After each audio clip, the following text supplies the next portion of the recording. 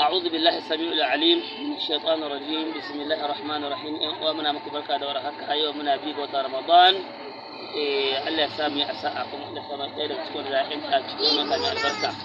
Masha Allah ta'ala wannan nasiha ce zuwa ga jan hankali wa ƴan uwa ga mu ga baki ɗayan mu. Ya ku ƴan uwa kada mu manta mu taimaka ma jawarawa. Saboda taimakon jawarawa taimako ne mai ɗimbin lada ko da a wajen Allah subhanahu wa ta'ala. An faɗi zawarawa a cikin Qur'ani ko Allah subhanahu wa ta'ala a cikin suratul Tahrim asa rabbuhu in talaqkunna yudna bil khayri min kunna muslimatin mu'minatin ta'ibatin abidatin sa'ihatin sayyibatin wa abkara. Jawara sun zo cikin haraka.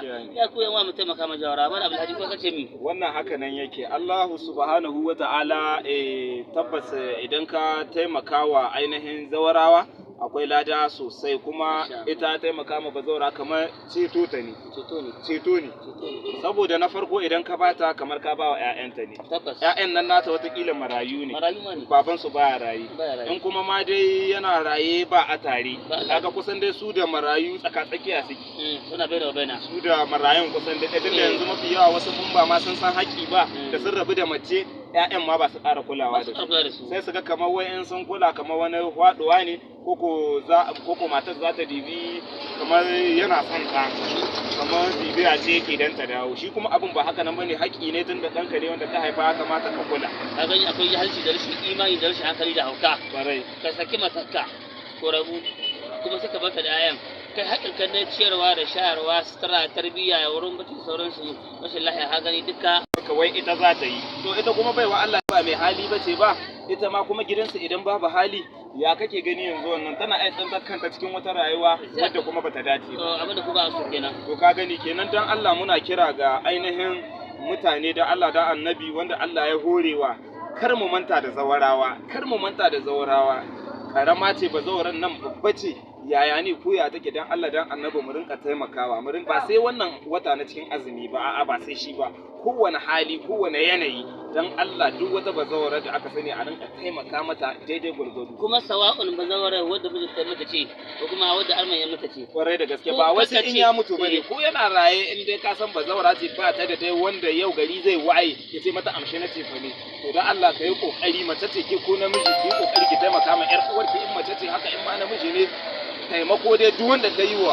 kyakkyawar zuciya ake so da kyakkyawan niyya, kai dan Allah zai biya ka insha Allah. Kuma kenan kowa ya diba a cikin unguwarsu ba rasa jawarawa. Wannan haka yake, musamman wanga lokaci da abubuwa sai a hankali. A anguwar ɗaya ma sai kaga kusan rabin anguwai na ƴan matan anguwai sai kaga zawarawa ne. Wallahi haka ne. Allahu akbar. Ya ku ƴan uwa musulmi, mu ƙara hankalta, mu ƙara nura da yadan basira. Shi taimako abin ne wanda Allah yake so. Idan kuma mai badawa Allah bai hana shi. Ana magana sosai. Abin da ba mu sani ba, akwai masu kuɗi, akwai masu arziki. Wannan haka ne yake. Mai kuɗi shine ke rike koshi daga shi sai ayan shi. Mai arziki shine wanda al'umma suke ci su karu. Yake a baka. Yake a baka. Ya gyara rayuwar ya tanan, kuma ya gina ta lahira. Kuma ya taimaka. Kuma ya gina al'umma musulmi. Wannan gaskiya ne. Kuma na Alhaji Arhe mu da addu'a. Muna ainihin ƙara yin addu'a ga ainihin masu arziki, wato waɗanda suke ci kuma suna ciyarwa. Ubangiji Allah ya ƙara ba su, ya ƙara daɗa musu, ya taimake su akan kasuwancinsu da arzikinsu da iyalansu baki ɗaya. Sannan muna ƙara jan hankali ga ainihin masu kuɗi, ma'ana wanda ba masu arziki ba, wanda suke ci iya su kaɗai, don Allah su taimaka su ciyar, su sani da sun mutu ba a rahe su da kwabo. Abin da ka ci shine naka, abin da ka ciyar shi zaka ci ranar gobe kiyama.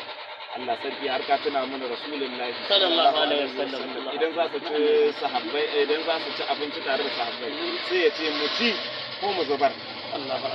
Idan suka ce mu ci, sai Annabi ya ɗauka ya bada sadaka, wai shine aka cin. In aka ce mu zubar sai a ci, sai a ce to a sa hannu mutu, wai shine an zubar.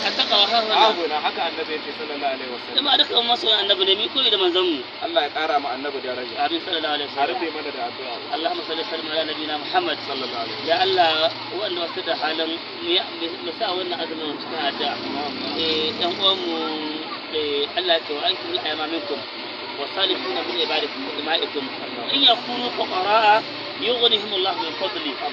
Ya Allah duk saurayin da duk mai ban sunan shi da saurayi da gwabroko da tuzuru wanda ba su da halin armi Allah ka ba su wanda ke da halin armi Allah ka ƙara musu. Amin. Kai na ji daɗin wagga addu'a ta. Ma to wataƙila ina ci. Allah karba muna cikin A ƙara jaddada ta da. ina neman ƙari ina neman zai to Allah arawo mai Allah ya Allah muna tawassali da sunayenka da riba ɗaya ya Allah da siffofinka masu kyau ya Allah Amin. ya Allah ka gode mana arziki mai amfani mai yalwa Allah ka ƙara mu kwanciya ka a cikin ƙasar mu Amin.